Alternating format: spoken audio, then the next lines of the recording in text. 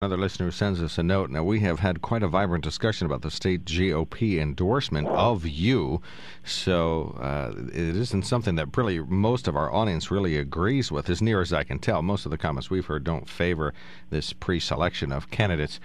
So from one of the listeners that brought that up, says, do you agree that your opponent should not be allowed to speak at state GOP events, at GOP events around the state? The state party instructed the county chairman not to allow the other candidates to speak this week.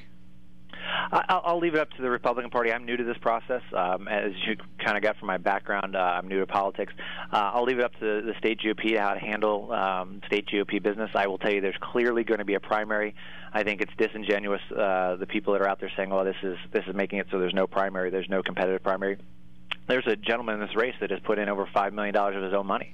There's clearly going to be a primary. I think this allows the state GOP is putting their weight into who they think is the best candidate to make sure that we take on Bob Casey. Organizations, special interests, grassroots organizations across the state endorse candidates. I think that's a good thing. I think that people, all the candidates in this race have sought and have announced the different organizations and people that have endorsed them.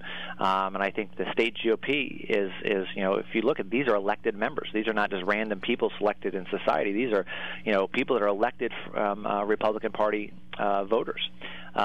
So this is not your haphazard group of people. These are people that really have gotten engaged in this process. I will tell you, again, somebody that's new to this, I was amazed how many of the 357 people opened up their places of business, opened up their homes, spent, I had some people I spent 4 or 5 hours with talking about the issues. They got to know me, and I certainly got to know them. So I think it's a very informed decision that they made in this process, and I respect it. I'm proud to have it. As I'm also proud to have leaders from Lancaster to Lehigh, from Philadelphia to Pittsburgh. We've been able to demonstrate the ability to bring new people into this process. And I think it's important for us as a party to recognize we start 1 million voters down, actually over 1 million voters down. This is an incumbent that has 90% name ID. This is not a slam dunk. This is an opportunity here.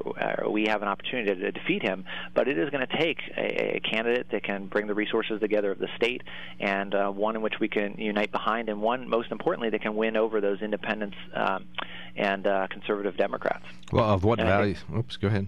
I was going to say, I think we've demonstrated in a very short period of time, we've demonstrated ability to do that, which I think is why the campaign has gotten so much momentum.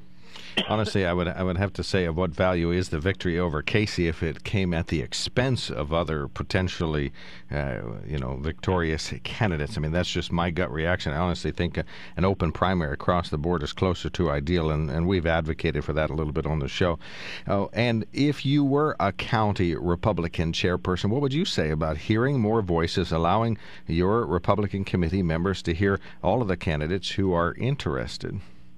Well, I mean, so all the candidates have been around the state for, and one has been over 15 months, I think, at this point, and has clearly had the opportunity to get his name and his message out. I'll tell you that groups, organizations throughout the state outside the GOP clearly continue to have candidate forums, and people are able to get their message out. I don't think there's any issue with that in any way, shape, or form. And again, there's going to be a primary. I mean, this has never been a question of whether there's going to be a primary or not.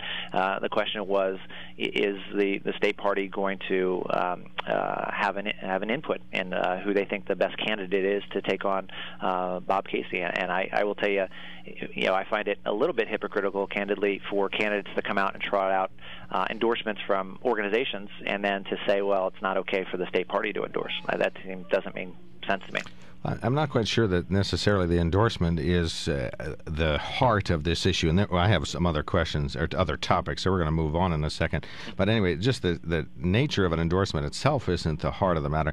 The dilemma is the squelching effect that it has in terms of what county GOP leaders being told, don't let Tom Smith or Mr. Scarinci appear at events. Don't even, give them the time of day so that they can continue to what they've been doing. Now, obviously, as you mentioned, they have all been out campaigning, and they're all sort of heard from some of those candidates we've already had on the radio here. But it's the from now on that where everything has changed. So honestly, I think that's what the heart of this is. And as you go on, you're going to hear more about this, because I think as it's starting to sink in, what impact will the Republican endorsement have? That's what folks are probably going to be upset about, is the fact that they can't hear from the candidates that they do want